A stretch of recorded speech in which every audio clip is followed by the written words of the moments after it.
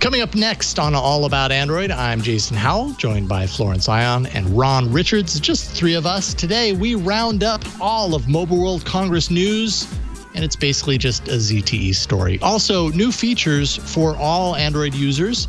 Duo gets an amazing low bandwidth audio codec. Galaxy S2 gets Android 11, but it's unofficial. Wear OS loses the Heiji hotword, and it's not intentional. Plus your email and a whole lot more next on All About Android. Podcasts you love. From people you trust. This is Twit. This episode of All About Android is brought to you by ExpressVPN. Stop letting people keep logs of what you do online and protect your online privacy with one click. For 3 extra months free with a 1-year package, go to expressvpn.com/allaboutandroid. Hello, welcome to All About Android, episode 514, recorded on Tuesday, March 2nd, 2021. Your weekly source for latest news, hardware, and apps for the Android faithful. I'm Jason Howell. And I'm Ron Richards. And I'm Florence Ion. Hi, guys. Hello. It's a mysterious episode of All About Android where we talk about a lot of news and hardware and then one app story, because that's all I could really conjure up this week. Jason's taking the mystical approach of this week's episode. It's just the three of us, no guest, and Jason gets funky. We gotta change things up a little bit. If there's no guest, we've got to have like a theme. So this week's theme is mystical. Mystical. I like it. Okay. I wish I knew. I would have worn my magic girl outfit and brought my wand, my transformation pen. So I kind of feel like I wish I would have had a memo on my desk. Better prepared. If I were a better producer, I would share this information with you in advance and allow you to prepare your own shtick. The thing is, I just kind of come up with this on the fly. Powers today, and that's on you. So it's all on me. You can blame me, and you too can blame me you can blame all of us for bringing you a show that you hopefully love each and every week. So why don't you head over to Apple Podcasts and give us a review? We would really appreciate it. Love that a bunch of you have done that. We could always use a few more. So appreciate that you are reviewing us, and thank you for doing that. Okay, we've got a lot of news, and actually the top news this week. It's like we mentioned one piece of it last week, but not the rest of it. So why don't we jump into the news, Burke? It's time. Once you start down the path to dark mode, forever will it dominate your destiny. That was really good. Wow. But where was the bumper? Yeah, it was behind, but it's okay. We don't need no stinking bumper. I'm sorry. I didn't mean to ruin that by asking where the bumper was, but it's okay. Burke's got us covered. He does have us covered. He does have us covered. You know what? We didn't have covered last week all of the actual update news that had come through. It turns out we missed a couple of fun little tidbits, which we're just going to run through right here, right now. Last week, we mentioned the voice-activated games on Android Auto, which is basically just, chatting with the assistant while your passengers are driving, or while you're driving, your passengers are in the car.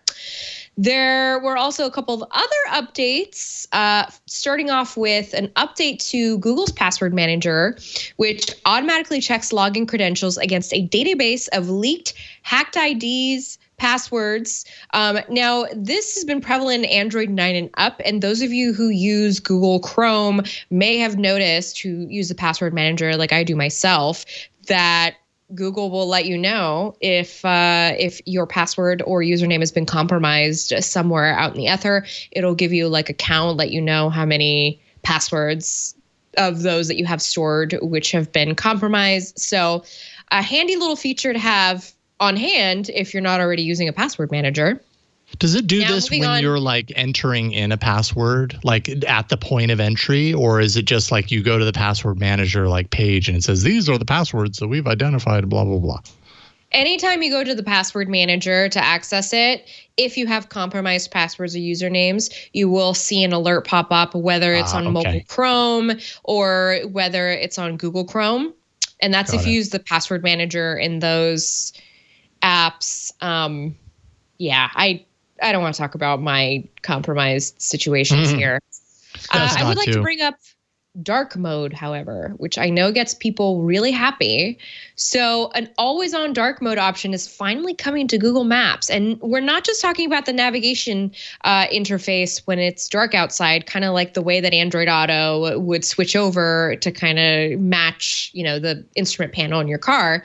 Now you can just have always-on dark mode. So if you're walking at night, safely with a group of friends, and then you can check on your Google Maps and not have it blare you in the face with a white background. So that's nice. That's a nice thing. If only they'd roll this out to Android Auto. Do you not have it on Android Auto? Because it should be dark mode as soon as your headlights go on. Nope. No, it stays fully bright white all the time. That's not good. That means something isn't working. I switched to Pocket Casts very quickly, but it's like blaring white at night. Maybe it's a setting I'm not seeing, so I'll go back. Driving at night lately has been like, I got to run to the store quickly before they close. So I don't have a lot of time to tinker. So yeah. Right. Not working as advertised, at least according to my experience with it. Okay, a couple other updates. Google Messages now has scheduled messaging, so you can tap and hold the send button to schedule a message, akin to the way you would in Gmail, I assume. Nice. I like for that. accessibility users, TalkBack is getting new gesture controls, new navigation options, and better menus with spoken feedback. So it's always nice to see Google push through those updates. And actually, if I'm not mistaken, because I have written about the accessibility updates a couple times before, this is around the time of year where we start to see updates to those accessibility features. So it's nice to see that that's coming along. Just a side note, from what I've learned through my reporting of the years, the accessibility features, they are a separate update track from the system updates. So accessibility users don't need to worry about whether or not they have the latest version of Android to get access to that stuff. Usually. Android Auto now has custom wallpapers. So Ron, you can go put a picture of your two kids in your car. Yay. And not have it be in dark mode. or a picture of the car. How about that? It'll be carception. It'll just be a picture of the dashboard. Yeah, that's a car that's really into itself. Yeah, right. That's like wearing the band T-shirt to the concert. Yeah. Basically the same That's thing. like being in the band and wearing your own T-shirt. It might actually be that more than the other. You're right. All right. Now, last and not least, the Assistant gets a new lock screen personal results setting for allowing personal results through to the lock screen. Now, this lets you get personal results from the Assistant commands while the device is locked. So maybe if you've asked it a question, you're using the voice, the voice pinging, whatever it's called, then it would show up on the lock screen, which is helpful because I know that in the past, if you are using a phone with Assistant, it can get very weird if you're trying to be hands-free, but then you have to unlock the phone. Right. And if you don't have Face ID, it's a whole situation. Anyway. So it's helpful, but it's also maybe a little less private, right? Because you're kind of opening up. Yeah. I mean, if you have voice match on, maybe that helps from a privacy perspective, because then hopefully someone else couldn't go up to your phone and, I don't know, do a voice command to call one of your contacts or something like that. Hopefully it's just tied to your own voice on the lock screen, but something to consider at least. Yeah. So that's it. That's the stuff we missed last week, which arguably it's probably good we waited until this week, because last week we had kind of a packed show with the Android 12 stuff. Yeah. So I was gonna say I'm still a little exhausted from the Android 12 stuff from last week. I mean, it's great that it's happening, but it's it's a lot, and I wasn't mentally prepared for it so early this year. So there was it was Friday, and I was still thinking about some of the stuff we talked about on Android 12, and I'm like, oh man, I gotta get this is supposed to be Mobile World Congress mode. This is hardware time. This is totally. we talk a little bit about this later in the hardware block. So apologies for scanning ahead. But you mentioned Mobile World Congress. Today, as I was getting ready for this show, I had not once thought about Mobile World Congress. Meanwhile, it just happened. That's just how weird this time is. Yep. Yes. It's crazy. Yes, it happened, and no one seemed to be talking about it. So anyways, we'll talk a little bit about that later. So weird. Very strange. Let's see here. Talk about sleep. Yeah, so I'm not going to put you to sleep. Don't worry. At least I hope not. And if I do, wake up. Okay.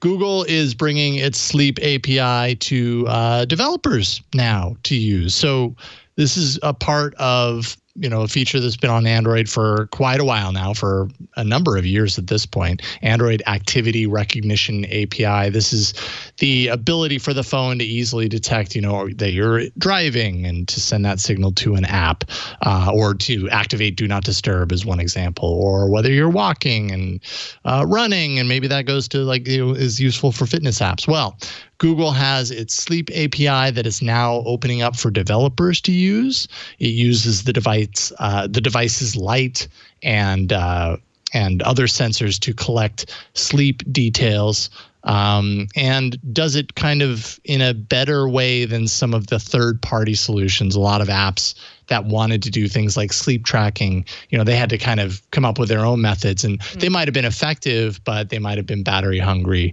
And Google has been very, very happy to make sure that people know that the stuff that happens with the Android Activity Recognition API is very battery light. Like, it's very efficient. So it can report sleep confidence details to an app in up to 10-minute intervals. And I think, I'm not a developer, but I think that essentially means using the sensors on the device, it can find some sort of confidence about whether the person who it's next to, because they recommend you put the phone on the mattress in order to do this effectively, is actually sleeping. And I think that's pinging in up to 10-minute intervals to kind of keep that, so when it knows that you wake up, it can kind of send that, off to the app in question, and the app can do whatever it's going to do with it.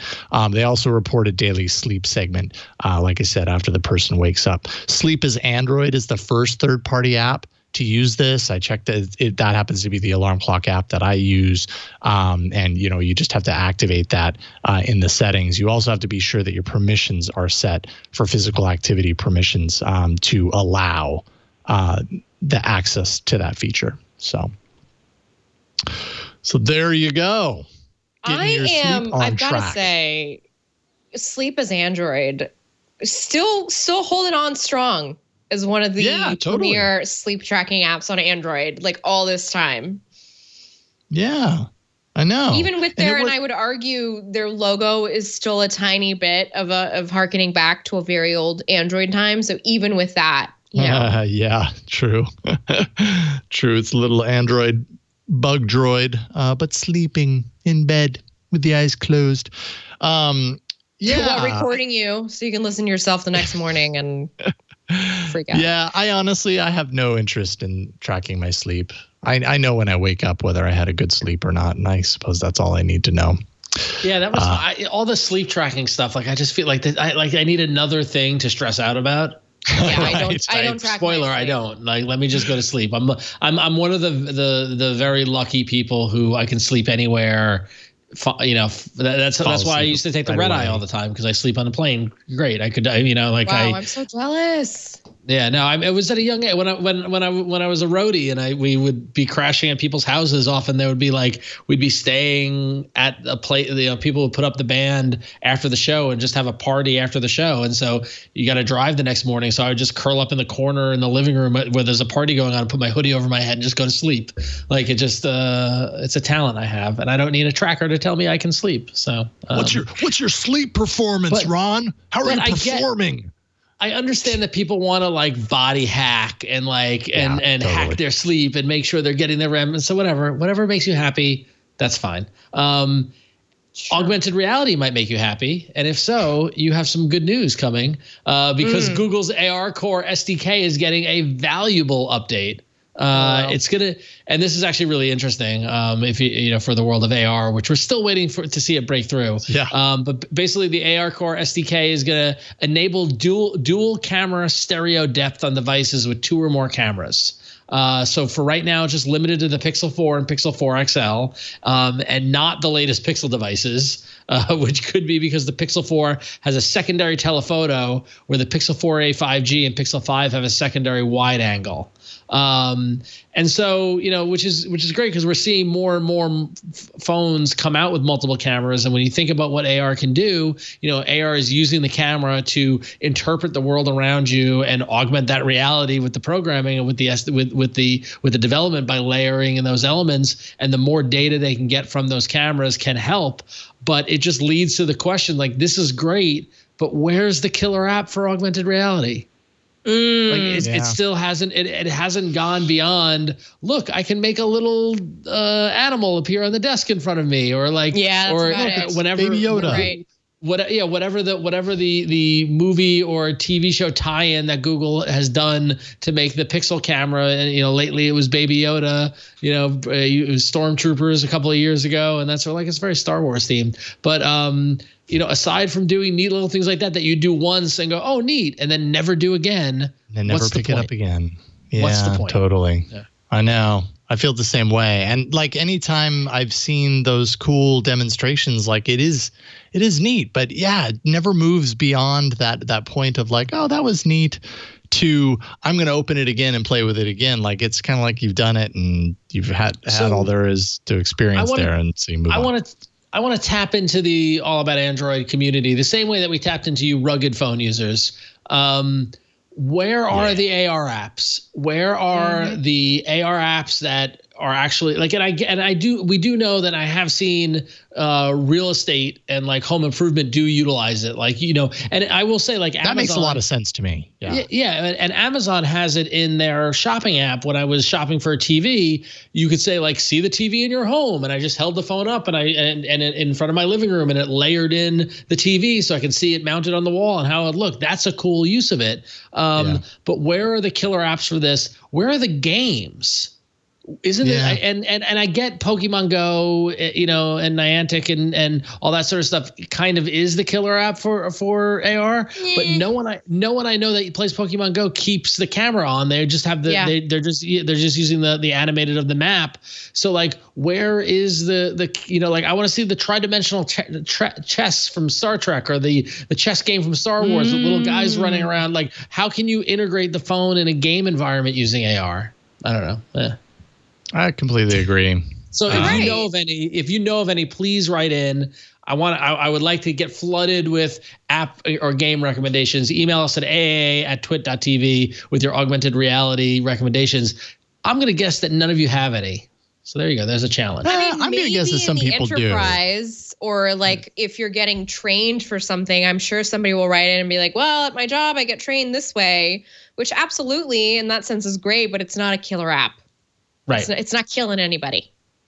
We don't want to kill anybody. No. We don't actually want anybody to be killed. But we want to kill it, like it. Like we want it to kill. Like, oh man, that was so awesome. That killed. But not people. Yeah. That kind of Sorry. That was really, you know what? It's okay. We're just going to roll with it. You know what I meant. Yeah. We know now. And now that we've cleared it up. I'm happy we cleared it up. Okay, let's take a break and thank the sponsor of this episode. And then, you know what? We're not going to jump into hardware. We're going to jump into more news because it's just that kind of week. This episode of All About Android is brought to you by ExpressVPN. ExpressVPN is the VPN that I use. I love ExpressVPN. What if I told you every time you go online, I know I'm not telling you something you don't already know, but every time you go online with your internet provider, AT&T, Comcast, I'm not naming names except that I am, they're allowed to store logs of every website you've ever visited. And they can legally sell that data to anyone. If you, watch and listen to Twitch shows, you already know this because we talk about examples of this all the time. That's why we use and recommend ExpressVPN. ExpressVPN, as a solid VPN, reroutes your internet connection through their secure server. So your internet provider isn't going to see where you're going because that traffic is routed through them instead. They won't be able to see, they won't be able to log what you do online. If you're routing all of your data through a VPN, you might be asking yourself, doesn't that just mean that the VPN can see what I'm doing and log my data instead? And you're right to think that. Many VPNs claim to have no logs policy, but have actually been caught logging customer activity. Well, ExpressVPN is the only VPN that uses trusted server technology. They were the first major VPN provider to engineer all of their VPN servers to run in RAM. So this actually makes it impossible for their VPN servers to store any data. And that's including logs of any ExpressVPN customer. You don't even have to take my word for it or ExpressVPN's word for it. ExpressVPN is so confident in their no logs claim, they even had one of the biggest assurance firms, that's PricewaterhouseCoopers, audit their technology and came out clean. There you go. It's no wonder that CNET and Wired named ExpressVPN the #1 VPN in the world. Like I said, I'm a user of ExpressVPN. I love it. And I think one of my favorite things about it, aside from how easy it is to use and how easy it integrates on Android, is just how fast it is. I've used VPNs before where the second you turn it on, you can feel the speed of the internet slow down to a crawl. And I don't feel that with ExpressVPN. So it's kind of the best of all worlds as far as that's concerned. Stop letting people keep logs of what you do online. Visit expressvpn.com/allaboutandroid right now, and you can find out how you can get an extra 3 months of ExpressVPN for free. That's ExpressVPN, and I'll spell that out, expressvpn.com/allaboutandroid, expressvpn.com/allaboutandroid. You can learn more there. And like I said, 3 extra months free. So check it out. Let them know that you heard about it from All About Android. And we thank ExpressVPN for their support of this show and continuing to support the Twit network. We appreciate you. All right. We don't need no stinking bumper because we're doing some more news. Starting with you, Ron. What you got?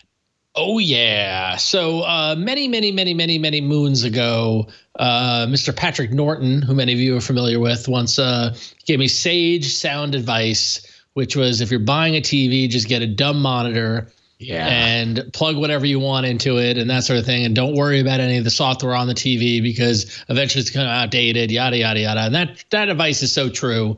And it's interesting that Google is now kind of threading the needle of that advice with smart TVs that are shipping with Google TV, because now smart TVs that ship with Google TV will include a quote unquote basic TV feature. So basically what this means is that during setup, the user can set up the TV with either Google TV or just as a dumb TV set, just as a monitor. No apps, no recommendations, no assistant, just live TV and external devices, which honestly is a breath of fresh air in this this connected bloatware world, right? I love my Samsung The Frame, but like they have 2 modes on how you can interface with the TV, and one of them shows the inputs, but then has like a sponsored ad spot, and then like a whole bunch of app recommendations, stuff I don't use. I switched that off and I went to the simple one because like I don't want any of that crap. I got my stuff. I switch it off and it still shows up sometimes, like some of those ads, the ad spots or whatever. It's just like, oh God, just go away for good. Exactly. Yeah. But so now if you get one of these TVs and you do switch it to basic TV, apparently it's not difficult to switch back to the full Google TV UI. Just a shortcut on the screen in the main interface and in the settings. And important to note that no luck on this coming to Android TV sets. This is just Google TV moving forward. And also this has nothing to do with Android TV 12 and Android 12. So keep that in mind as well. But it's interesting, so if you're buying a Sony TV or TCL or some other manufacturers that ship a Google TV, you might want to be on the lookout for this option and get the breath of fresh air of a basic dumb TV monitor that all you got to do is plug stuff into it. It works like it did back in the good old days. Yeah. Back when a TV was a TV, not an ad machine. But I mean, however, I will say I really like Google TV as an interface. But I think where this comes in personally, where I would see this coming in really handy is if you've got a set-top box and you don't want to be reliant on the Google TV version and update schedule or lack thereof on your TV, you can just plug in your set-top box, go dumb mode, and whatever. Or it could be that you're using the Google TV interface on the TV until that manufacturer stops updating it, and we're going to keep our TVs probably longer than they're actually updating those things, or maybe it starts to slow down, or whatever the myriad reasons might be.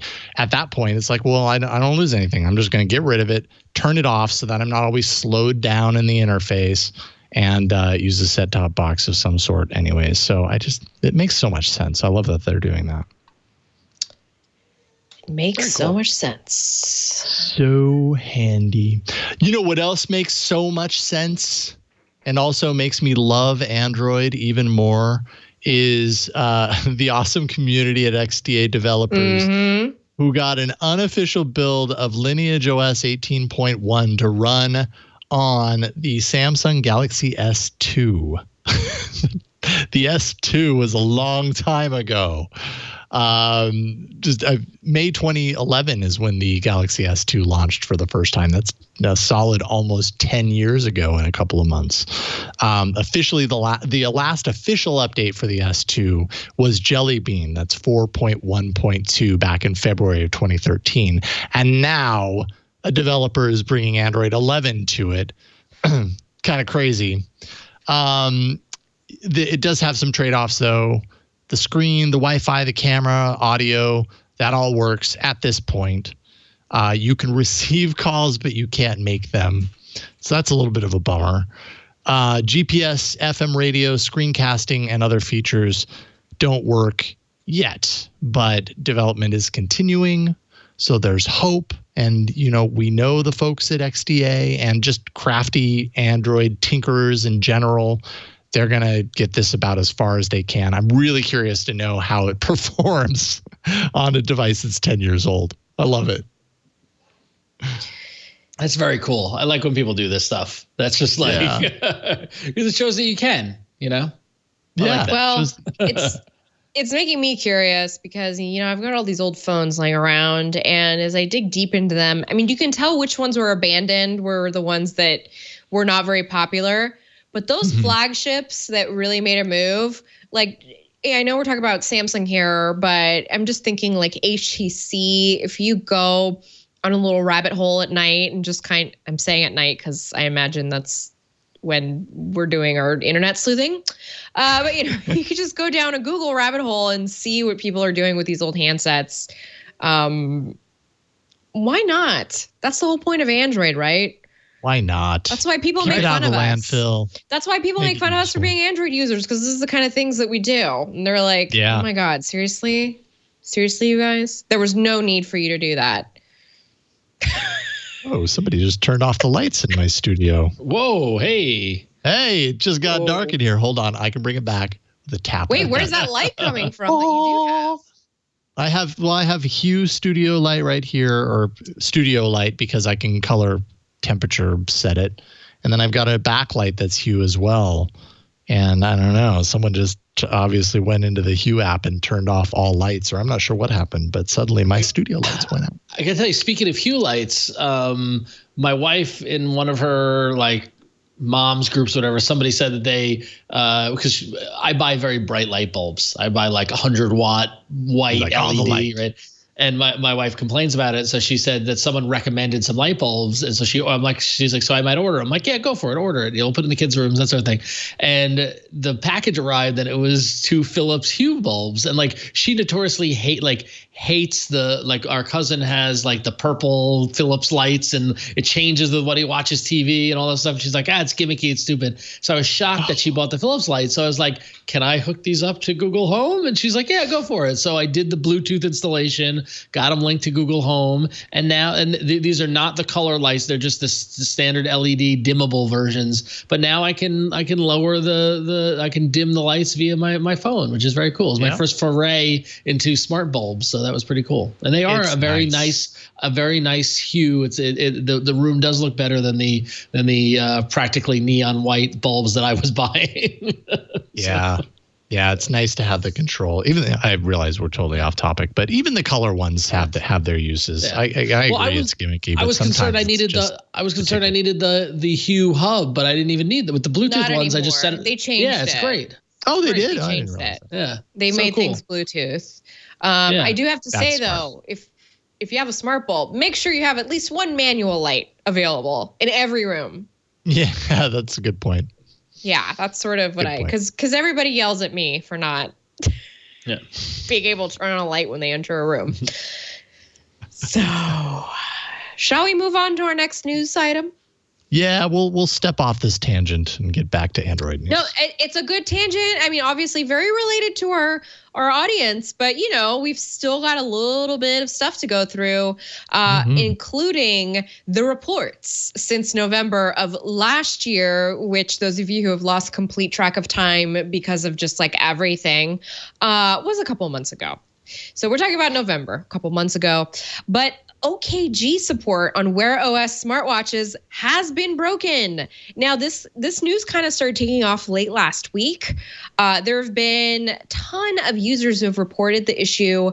Basically, they can summon the assistant with a long press on the display, but the hotword isn't working, which for those of us who have watched all the Wear OS commercials, nay, Android Wear as it used to be called, we do remember that was the whole selling point of having this thing on your wrist, was to be able to go, hey G, Inspector Gadget, just like make some propellers come out of your head so you can fly off. Yeah. I do that all the time. Not happening. So now after the publicity of last week and just sort of like the maelstrom of articles that had come out, I remember Ron Amadio had written that piece on Ars Technica like, hey, hotword's still broken. Google finally responded to The Verge, and they offered the statement that they are, quote, aware of the issues some users have been encountering, unquote, and that they are working to roll out a fix to those affected. Now, there has been, again, some sleuthing, as you do on the internet. And, these reports have gone back all the way to last summer. So some as early as last June 2020. And it is interesting to hear this news just in the midst of all this restructuring for Wear OS, the fact that it is kind of a faltering wearable. And I know that this is a conversation that ebbs and flows within our shows and every other Android space. But again, it's worth bringing up that this is just not a good look. It's not a good look. Not a good look. Not in combination with everything else about Android Wear. It feels like someone's asleep at the wheel in multiple ways, and this just feels like another example of it. I am curious to know how many people this actually affects. Like, obviously, Google's not saying this affects everyone that's on Android, using Wear OS. I realize it's not, but like, are we talking hundreds of people? Or, I mean, I guess the Wear OS ecosystem is probably not that large, so it probably doesn't matter. It's probably a large number no matter, large percentage no matter what. But I mean, it does matter. Yeah. It does matter because it's the whole point of having the assistant on your wrist is to do this hotword ability. I mean, the Samsung watches can't do this. They can only call on Bixby for now.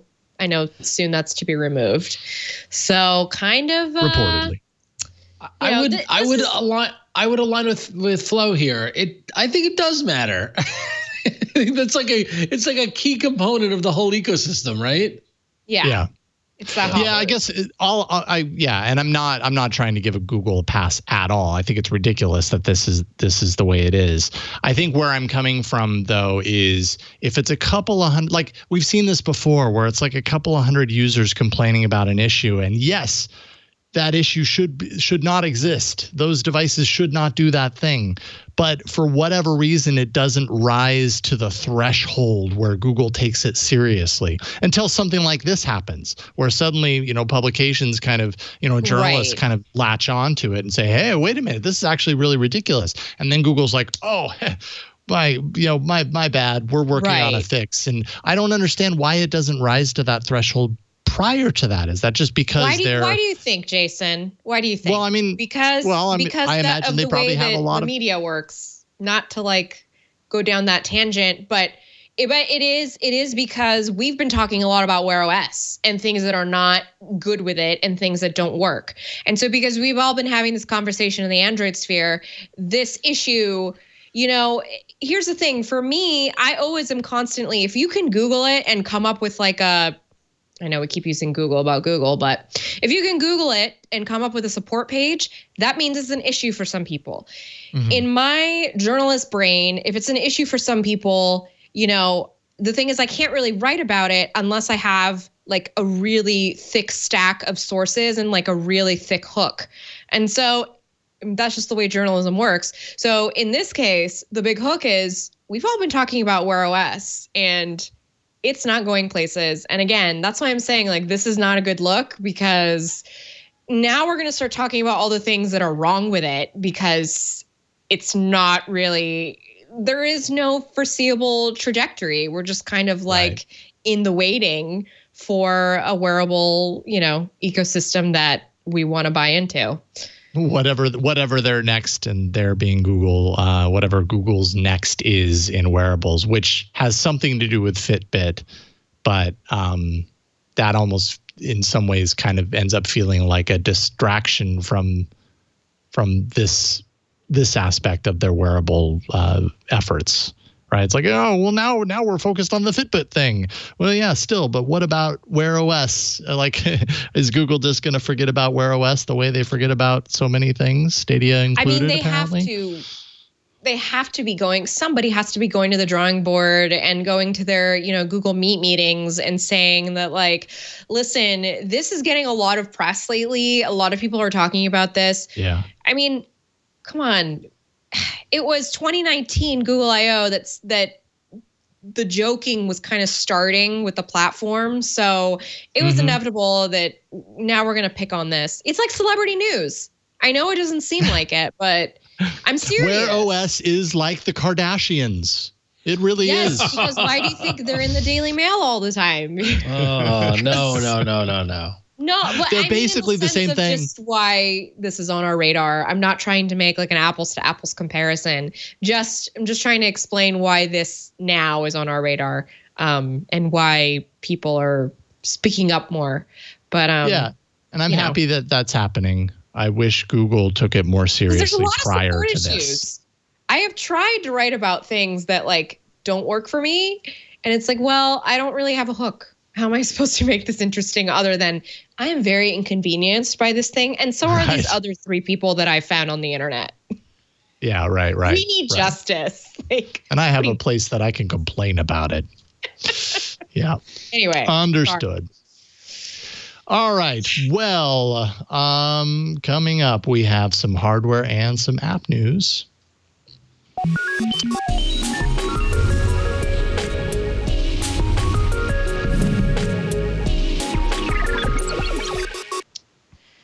Starting with hardware.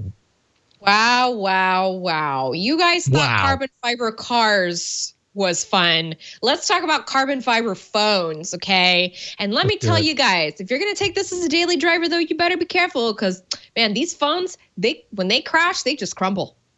They just crumple right up. Is that true? That's my one carbon fiber joke that I learned. I like you got a carbon fiber joke. Just had that one tucked away. Because when I was a kid, I was taught that Corvettes, they crumple because they're carbon fiber. Nice. See, okay, I think I don't know enough about carbon fiber, to be honest. I realize this is the first carbon fiber phone. You haven't even told us about it, and you'll tell us about it in a second. But what's so cool about it? It's why? Light. It's because it's light.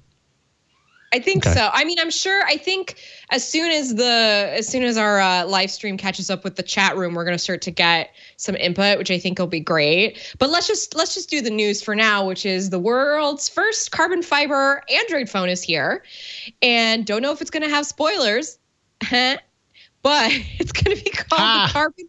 Sorry, it's going to be called the Carbon One MK2, which seems to refer to the fact that there was a 1.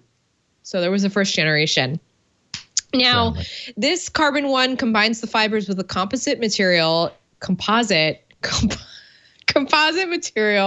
to allow radio waves to pass through. So carbon fiber does block radio waves in smartphones. So it's essential that this needs to allow the radio waves through.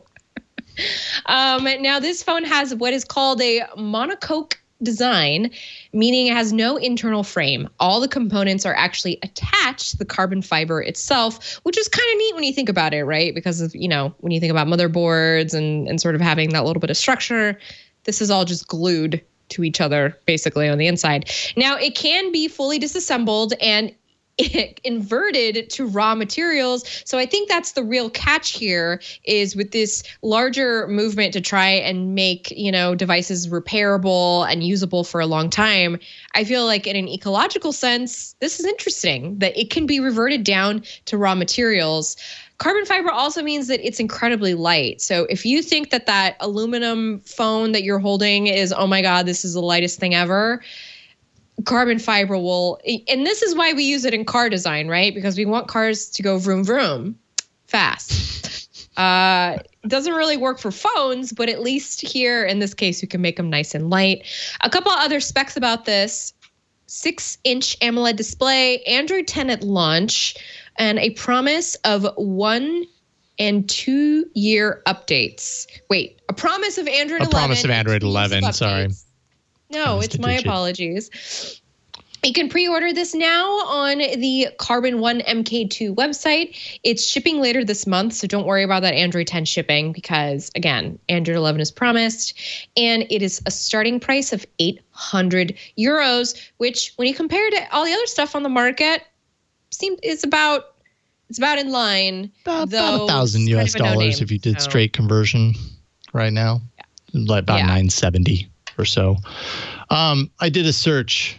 I went ahead and did Google and asked, why is carbon fiber so good? And a site called innovativecomposite.com says carbon fiber is 5 times stronger than steel and twice as stiff. Also lighter than steel. So that's why it's awesome. So it's supposed to be, and I think everyone in chat has mentioned carbon fiber was the car. What was the car that you mentioned? The Corvette. It might have been fiberglass, not carbon fiber. Oh. And that might be why I messed up my own joke. Because that's a big difference. If it's fiberglass, yeah, you better believe it's going to crumble. Carbon fiber is actually really a Corvette made out of carbon fiber would be so crazy expensive. Boss. But in theory, they're made the same way. You can shape carbon fiber. But got it. Yes. Okay. I'm sorry. Okay. Listen, y'all. No, I'm not. I love it. I appreciate a pretty car, but I know nothing. Neither do I. I only know that because the chatters know something. So it's a super strong design because of the carbon fiber. It's also incredibly light because of the carbon fiber. I'd be curious to see a phone like this. It also sounds like the way that they designed it, and I don't know how you pronounce that, monocoque, whatever it is, monocoque. That's right. That's correct. I think you got that. Yeah. Cocu. Okay. Hopefully it's something like that. I'm sure we'll get emails. Monocoque. Oh yes, Google says to pronounce it. It's monocoque. Monocoque. Oh, I was right. How about that? Look at that. There you go. Yes, and monocoque means an aircraft or vehicle structure in which the chassis is integral with the body. So integrated with the body. Right. So there's some interesting design approaches going on. Look what we learned today, guys. I know. We're learning along with you folks. See, sometimes we come on this show and we learn with you. don't just talk at you. It's fiberglass, not carbon fiber. That's the joke for the Corvette, everyone. Have we moved on from the carbon fiber? Okay. Ron, why don't you tell us what ZTE is doing? Yeah. Well, more so from ZTE, as we were talking about earlier in the show, Mobile World Congress happened. Right. Apparently. February 23rd to the 25th, not in Barcelona. So there was no ham-on, right? Rather, it took place in Shanghai. Cool. And apparently over 20,000 people attended the event, which is just bonkers considering the world that we live in. How did we not hear about this more? Yeah. Okay. Did we forget that our country is like doing very terribly with this whole coronavirus thing? Because there's another side of the world that. Apparently Shanghai is doing great. So how about that? Good job. Good for them. Okay. But it's insane, that it happened, that many people attended, but also insane that, I mean, Jason and Flo, we spent the better part of 10 years every year at February talking about Mobile World Congress, and it wasn't even a blip on the radar. It's crazy. I forgot I did get an email about it, by the way. I just remembered after you said it was in Shanghai. You got one PR email. Yeah. But here we are a lot less than we normally get, by the way. Yeah, that's for sure. Yeah, that's a lot less. But here we are a week later talking about ZTE, who apparently stole the show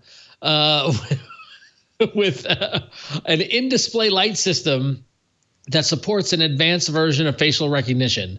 So what does that mean? It's similar technology to Apple's Face ID, but it's built under the display. So it's under the display of the phone, which is pretty cool. Compensations are necessary to make it work, like in-display cameras. And they're increasing the pixel density in the area of the display to cover it up from 200 ppi to 400 ppi.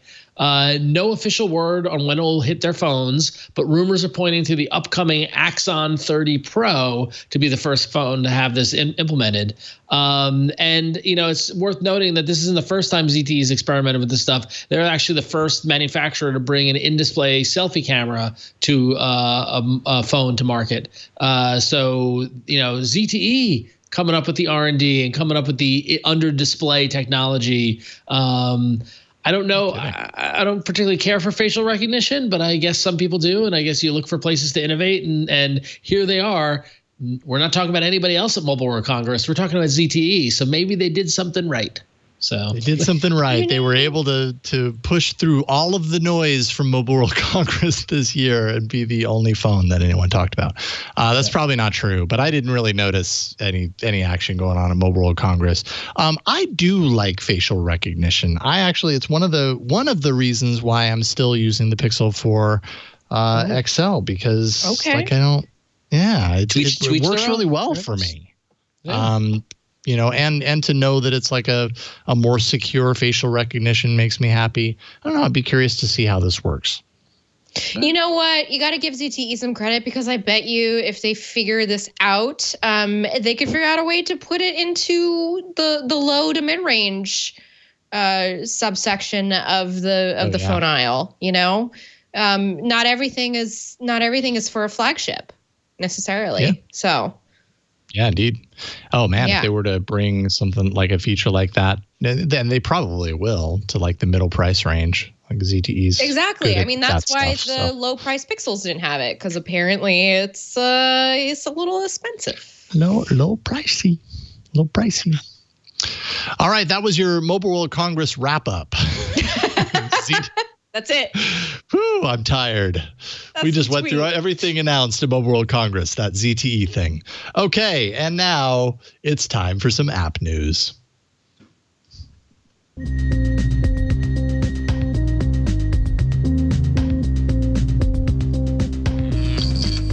I mean, usually Mobile World Congress, we're getting like a guest, Duncan Jaffrey or Mateo. Lots of ham-on jokes. Ham-on jokes.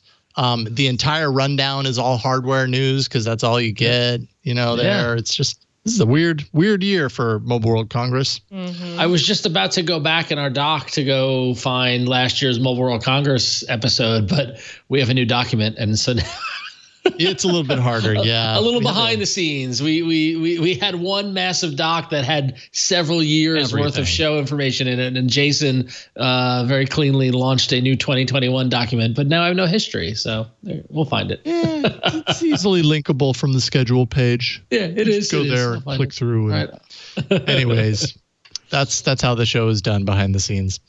Let's see here. So Google just announced a new feature coming to Duo first, but it's going to open up a little bit. I'll tell you about how that's happening here in a second. It's called Lyra. It's an audio codec that we're going to see in Google Duo. I don't know if it's rolled out yet or if it's in the near term rolling out, but it's basically a way to increase the quality of the sound with as little as 3 kilobytes per second of bandwidth, only 90 milliseconds of latency. In other words, it can produce clear sound. And like the announcement of this was one of the product leads, and all of his audio was through the codec. And I have to say, like really impressive considering how tight this codec is.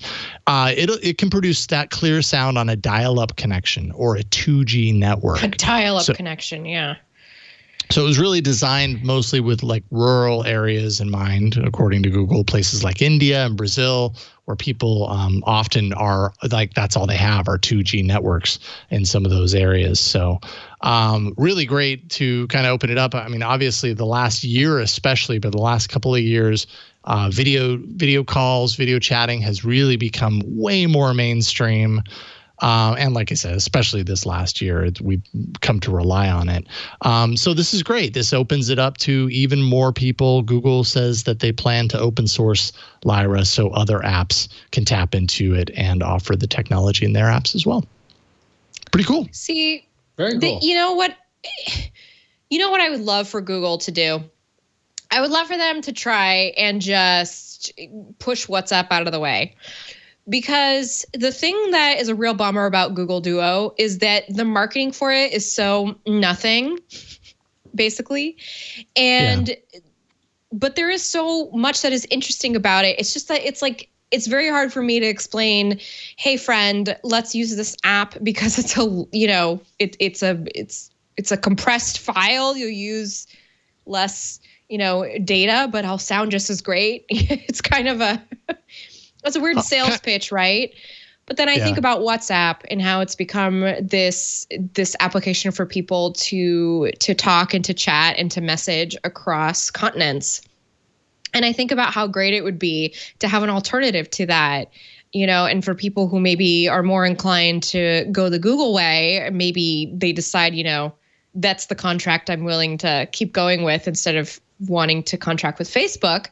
Then they could do some sort of Google messaging suite that had these features that, made it so it didn't cost you so much to send a message, that made it so that, I don't know, I'm just spitballing, but that's what it's making me think. But this all circles back to like it's the great adventure of Google and messaging strategy is that if Google wanted to push out WhatsApp or wanted to push out Facebook Messenger or whatever, they could. They rolled out Allo, they rolled out Duo. We have the Messages app. They've had numerous times to do this, and they just don't. And I don't think, and for whatever reason, they don't see it as enough of a value to do it. And I agree with you. I wish they would solve the problem, but it's whatever. I don't want to start complaining about messaging again. I feel like once a month we end up doing that. Well, I know, but we just talked about Google Duo, which is part of their messaging strategy in a sense. And so I don't know, it just made me think about it, because this Lyra is this voice codec. I mean, it's a big deal. It is. Actually, Burke, I think you have some of that audio queued up. If you play that, we can actually hear the guy, and you might want to skip a little bit into it from the beginning. Just go ahead and play, and we'll hear him talk a little bit. Quality and reliable audio during their video calls on any network. This audio technology is called Lyra. It was developed specifically for 1 year old. So that's pretty solid audio quality for something that can be transmitted over 2G and was it compressing like the sound of my voice in real say. time to the point that it could run at 3 kilobits per second and still it's not pristine, sound like me. It's not perfect. This means it could even work on an old dial-up modem. It's way better than I had to imagine without something being compressed with that codec, or at least, the current solutions. Current solutions might not even be able to do it, let alone do it well. So, yeah, I think it's pretty important too. I was thinking, it's funny that at Google I/O, Allo and Duo were both announced and revealed at the same time, and Allo seemed like the really big deal, and Duo seemed like the okay, I guess so, the video chatting, whatever. And how those times have changed. Allo is completely jettisoned, and Duo is actually a really solid product, and totally integrated into all these Android devices by default.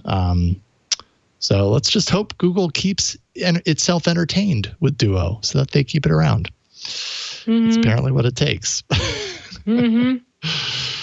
All right. Coming up now, a few of your emails. That's next. AAA@twit.tv is where you can send us your emails. And Ron, you've got the first one. I do, and Jerry writes in and says, "Hey guys, love the show and listen all the time." Thank you, Jerry. You're my favorite listener this week. Jerry says, "Since Android Auto has been coming up on the show lately, I have a question.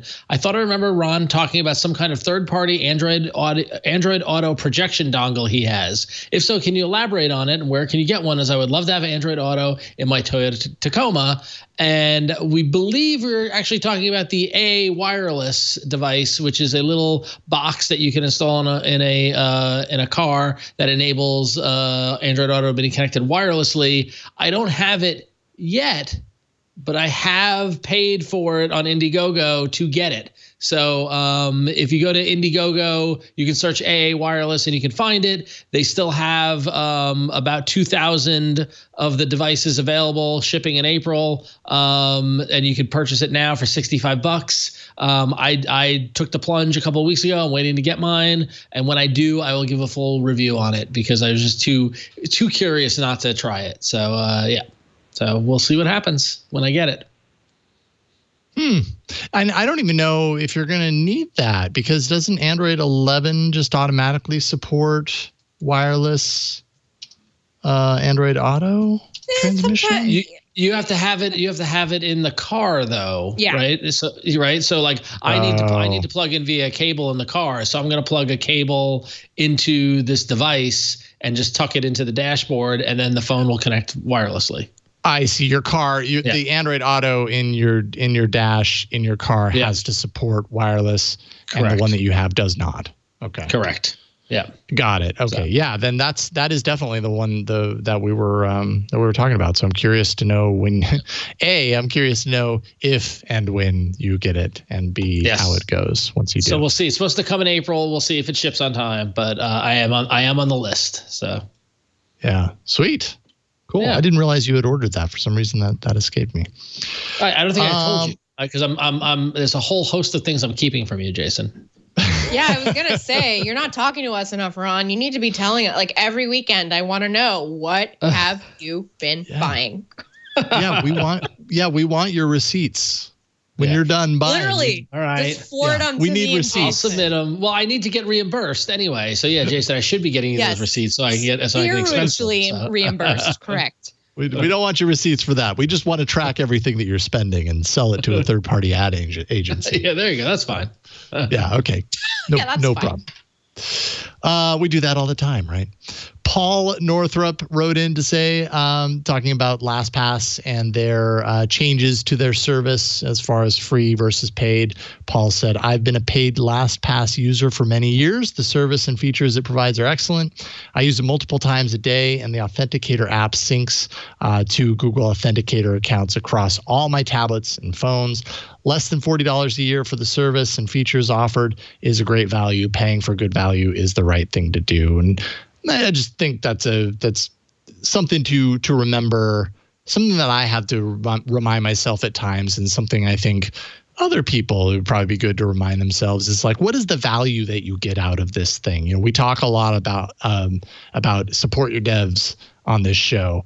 And it's, you know, and we've also talked about this topic plenty of times before, that it's really easy to fall into the category of like, if it's not free, then I don't want it. And if it's suddenly not free where it was before, then it's suddenly not worth it. And it's like, well, wait a minute, take a step back. If you've been using it for 4 years and it's been awesome and amazing and done all these things and improved your life, maybe it is worth it. Maybe it's time. Like, you know, just ask yourself and find whether, you know, where that value sits for you. It's a good reminder of that. So, and by the way, LastPass is not a sponsor of Twit. They were at one point. They are not a sponsor of Twit. So, you know, I have no reason to read this for any reason, just other than I thought that was a good reminder to me, and maybe it would resonate to you too. So, Flo, you have the honors. Does this mean that I get to read the? Oh my God, I could hear it. I could hear it. My ears work. It's working. It's working.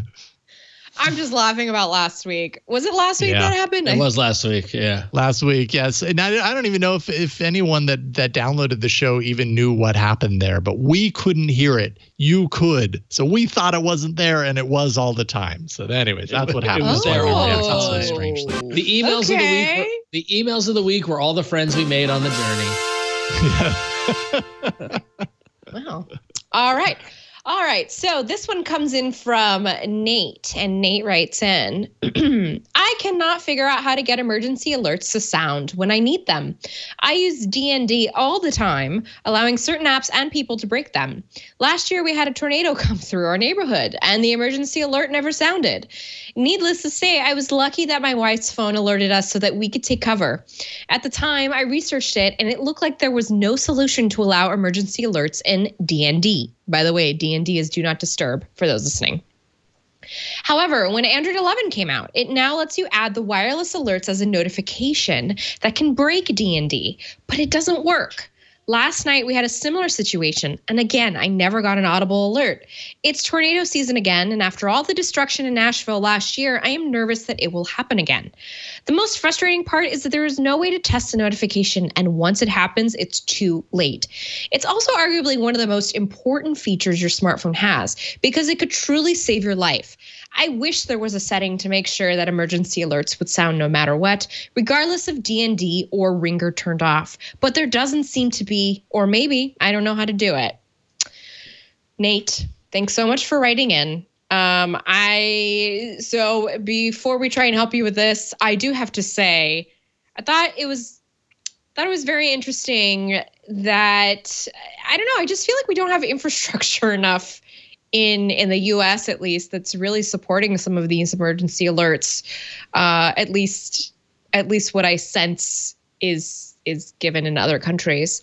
But to help your specific situation, so Android 11's first beta, now this is a beta thing, so might not want to approach it just yet, but it seems to enable the ability to add wireless emergency alerts to the Do Not Disturb bypass list. So maybe that's the reason that you're having this issue right now, is that this is not a thing that you can add into the rule for Do Not Disturb.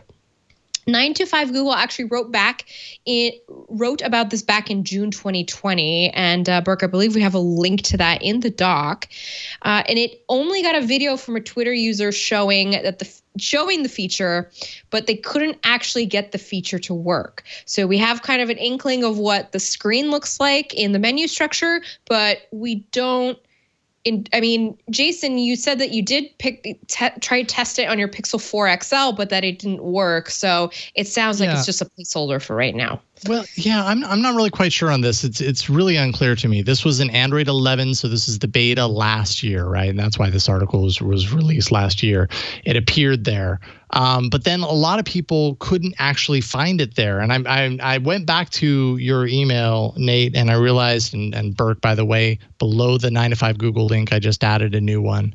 It's an image that Nate included that shows that Nate did, in fact, find the place in Do Not Disturb settings where he could go into this wireless this wireless emergency alerts area within Do Not Disturb and say all of these things can interrupt Do Not Disturb.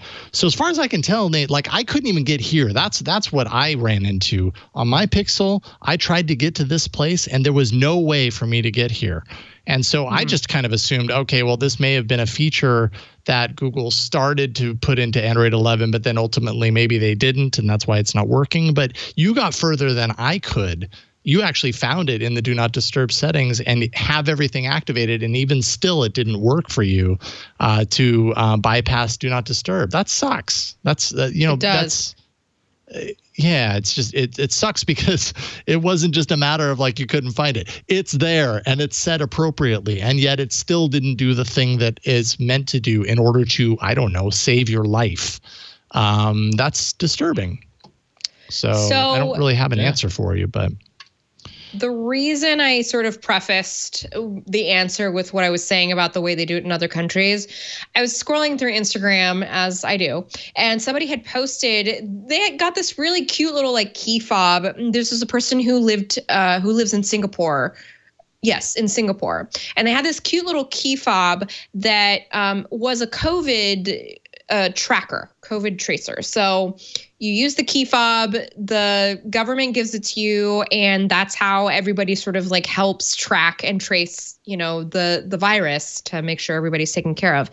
It made me think a lot about how we do have that feature enabled in like Android and iOS. It's like there in the back end. It was something that was, pushed through, but it's not being utilized by anybody locally.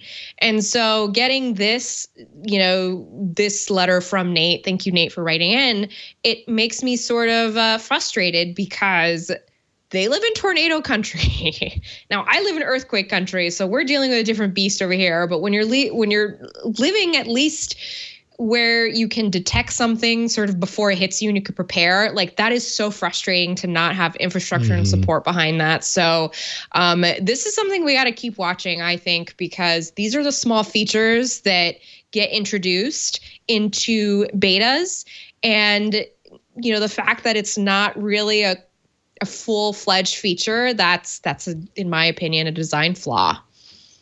Yeah. Yeah, it's really unfortunate to have all that stuff set up properly and it not working. And that kind of deserves some attention. Like, I don't understand why. Yeah, once again, it kind of reminds me of the Wear OS issue. It's kind of like, okay, if this is a known issue, why hasn't it been taken care of? Especially because I would like to chime in. I'm looking at my wireless emergency alerts, and I can see all those things. You can? I can see extreme threats. I mean, I don't know if they work. Well, no. Exactly. So it's not a matter of seeing those things. It's a matter. Are you in your Do Not Disturb settings, Burke? So you go into Do Not Disturb settings. No, it's the wireless emergency alerts settings. Right. So when you go into Do Not Disturb settings, there's an area where you can say these apps are the exception, right? These apps can bypass. I can't remember how they phrase it, but these apps can bypass. I don't even know where that section is, but I'm with you. I just do a search for it. I just search my settings for Do Not Disturb and it pulls it up. But when you go in there, then you should be able to find wireless, whatever it was, wireless emergency alerts as an app. And then you go in there and you activate all these things. And you're basically saying all of these aspects of wireless emergency alerts can bypass Do Not Disturb settings if Do Not Disturb is on. And even with that on, it's not working for Nate. And that's frustrating. Yeah, I think you're right. And then in my case, I can't even find it. I found the ones to let it through, and it's not there. There's like everything else, or maybe, yeah, you're right. Yeah. And so here's the other thing. Hit or miss. Earthquake country, folks. We do have an somewhat of infrastructure that's being put in right now, at least along the Pacific coast for earthquake alerts. And it's making me wonder, like, so Jason, weren't you in an earthquake? You were the one that said that was it you? Somebody else who was living somewhere where they weren't, usually used to getting earthquakes, but I digress. Thank you for writing in, Nate. That's why this week you are our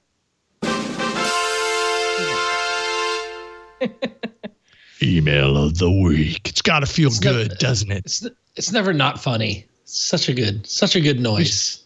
We should include a shirt in the Twit store that was like, I was the email of the week. That's a good idea. Or some sort of badge or something like that. On All About Android. Yeah. And right after that phrase, that like in parentheses, it just say like fanfare or something.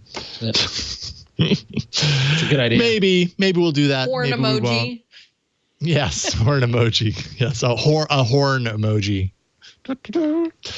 All right, we've reached the end of this episode of All About Android. And it's been a whole lot of fun. This was our Mobile World Congress 2021 recap episode. Can't believe what ZTE delivered at Mobile World Congress. That was amazing. Amazing. I mean, I'm amazed that we got through it all. That we were able to cover each and everything at Mobile World Congress this week. Whew, okay. Flo, what you want to promote here? Looks like you've been busy.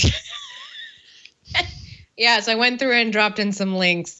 Good. Yeah, listen, it's been a while since my work is posted, so I figure it'd be a good opportunity to tell you about some of the work that has published. 2 quick hitters last month on Lifehacker. I had a story go up, the best settings to try on your Chromecast or Google TV. So even if you're still setting that up, or maybe you've had it for a while, you want to go check it out. I went through the menu structure, kind of found some things that you should consider setting up for the Chromecast or Google TV. And I have 3 of them now, so I know what I'm talking about. The other thing that posted was on Gizmodo, and this is the 5G phones worth buying. I went through and looked at all the 5G phones that are fun spectacles right now, and 5G is more of a thing now, so you might want to start looking for a phone that supports it going forward. Also coming up, I'm bringing here, we talked about it today, Jason and Ron, the 5G phone review coming soon. So stay tuned for that. And if you want to find those links that I mentioned, they'll soon be up on florencezion.com as soon as I can update. And you can also find links to all my social media there, or just look for me on Twitter, TikTok, Instagram, and Snapchat at that Flo. I hear that if you're on Verizon and you want to save battery life, you should turn 5G off. Yeah, I know, right? True.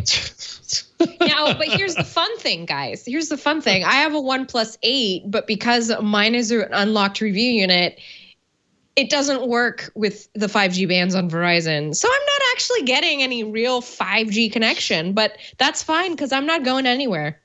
5G is a myth, just like COVID-19. No, I'm just kidding. Sure. Oh boy, dude, don't go there. Don't go there. I'm kidding. No, 5G is real. It's also marketing, but it's real. So save your battery. All right. You can follow me. You can follow me over on Twitter and Instagram at RonXO, or head over to ifanboy.com, where this month's Media Splode podcast, I joined the guys and we did a deep dive into all 3 seasons of Cobra Kai, as well as I talked about live streaming Jimmy Eat World doing their entire Clarity album this past a couple weeks ago in February. That was an awesome live stream event. So yeah, if you like TV, movies, and streaming stuff and things like that, go to ifanboy.com. Every month we talk about that stuff over there. So go enjoy it. Thank you. Nice. Cobra. Enjoy, you will. I still haven't spent any time with Cobra Kai. It's better than it should be. It's like, really. Yeah, and Jason, I think you will. They're half-hour episodes. Perfect description, actually, of it. It does. I think it's gonna fall right in your wheelhouse, Jason. So. All right. I'll make time for it. Yep. Somewhere, somehow. Big thanks to the voice you just heard, Burke, at the studio, pushing buttons, making stuff happen.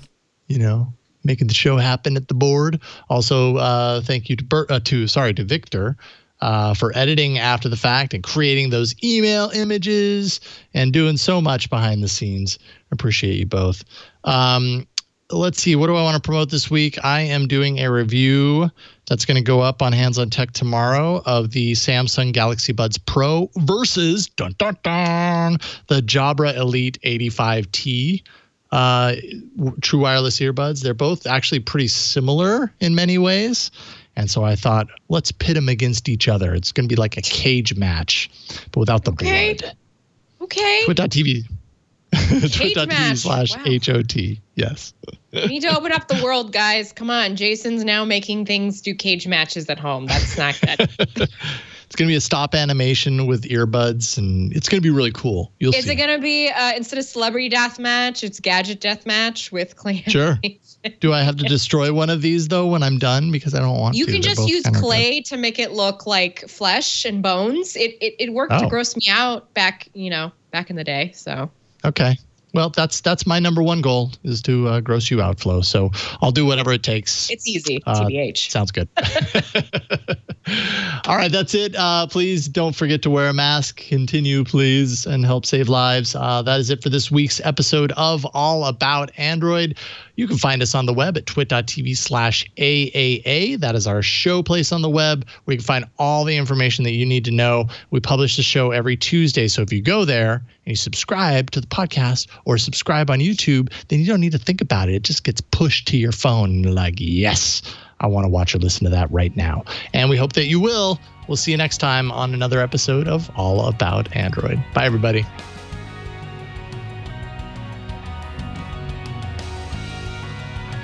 Hey folks, I'm Ant Pruitt, host of Hands of Photography here on Twit TV.